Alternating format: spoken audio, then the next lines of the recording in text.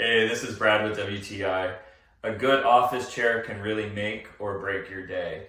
And so that's what we really like about this office chair. And one of the things that I really like about it is the large armrests. They're comfortable, they're wide, they're soft. And so if you need to just put your arms down from the keyboard or from the mouse and just take a second, you have a nice place that supports that.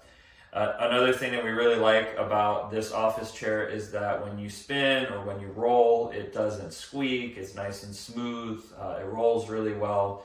Another cool thing about this office chair is the fact that it lays back really nice and far, and then you can put your feet up. So if you need a power nap after a big meeting, after that 2:30 crash, easy little tab that you can grab, so you never have to worry about kind of shifting it from side to side. You pull it straight out and flip it over, and you can put your feet up and get your power nap. The material is really nice and soft. It has like this distressed leather look, which is also nice because when something is distressed looking, if it gets a little roughed up here and there, it never looks bad.